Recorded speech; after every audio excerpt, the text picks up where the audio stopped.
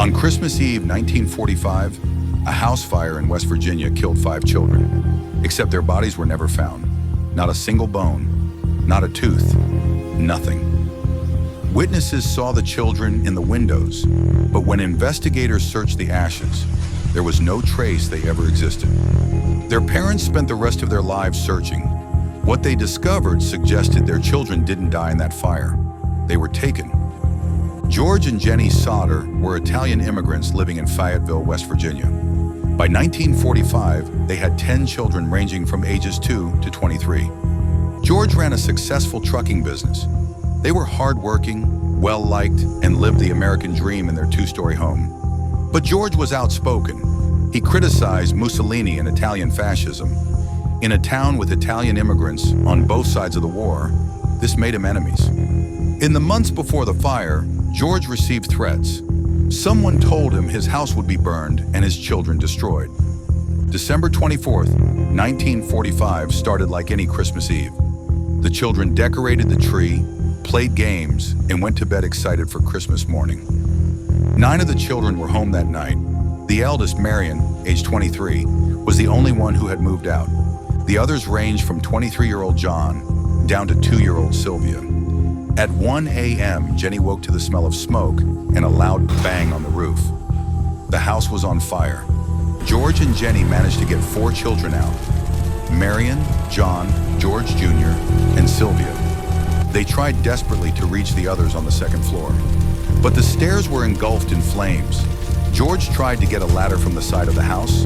It was gone. He tried to drive his trucks closer to use as a platform. Neither truck would start. Both had worked perfectly the day before. George tried to reach the 2nd floor windows. It was impossible. 5 children were trapped inside: Maurice, 14, Martha, 12, Louis, 9, Jennie, 8, and Betty, 5. The family could only watch in horror as the house burned. They tried calling the fire department. The phone was dead. It had worked hours earlier. A neighbor tried to call from their house. The operator didn't answer. Another neighbor drove to the fire station. The fire chief was home asleep. The fire department didn't arrive until 8 a.m., 7 hours after the fire started. By then, the house was nothing but ashes and ruins. The fire had burned so hot and fast that little remained. The fire chief told the Sodders their children's bodies had been completely cremated. But here's the problem. Cremation requires temperatures of 2,000 degrees Fahrenheit for several hours. A house fire burns at 1,400 degrees at most. Even in intense fires, human bones don't completely disintegrate. Teeth survive. Bone fragments survive. Something should have remained. Investigators found household appliances, steel beams, furniture parts, but not a single trace of 5 children. Jennie dug through the ashes herself for weeks. The fire chief declared the case closed. Official cause: faulty wiring. The children's remains were destroyed in the fire. Investigation over. George Sodder didn't believe it, and the more he investigated, the more wrong everything seemed. A bus driver reported seeing balls of fire being thrown at the house's roof around 1 a.m. Not electrical sparking, deliberate projectiles. A telephone repairman who came after the fire found the phone line had been cut, not burned. Someone deliberately disabled their phone. A mechanic examined George's trucks. The electrical systems had been tampered with. They were sabotaged to prevent them from starting. The ladder George kept against the house was found in a ditch 75 feet away. Someone had moved it before the fire. Multiple witnesses reported seeing the children in the upstairs windows during the fire, calling for help, but others saw something else. A woman reported seeing a strange car with out-of-state plates parked near the Sodder house on Christmas Eve. Men were watching the house. Another witness claimed to see the children being led away from the fire by several men. She didn't come forward for years, fearing retribution.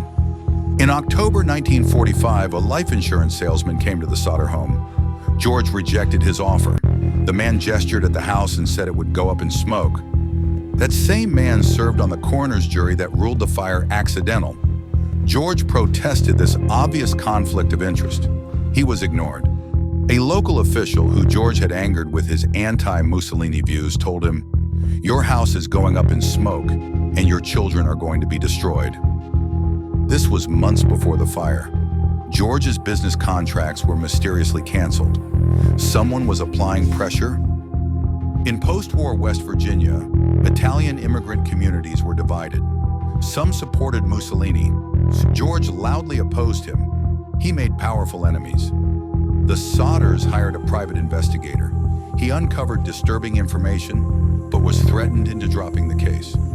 In 1946, George erected a billboard on Route 16 with photos of the 5 missing children and a $5,000 reward, later increased to $10,000. That billboard stood for over 20 years. Thousands of travelers saw it. The Sodders never stopped searching. Tips came in from across the country, sightings of children matching their descriptions. Most led nowhere, but some were intriguing. A woman in Charleston, West Virginia, 50 miles away, reported seeing 4 of the children in a restaurant with 2 men and 2 women just days after the fire. She said the children looked scared. When she tried to approach, one of the men blocked her path aggressively. The group quickly left. A hotel clerk reported a group checking in on Christmas Day with children matching the descriptions. They paid cash and gave Italian names.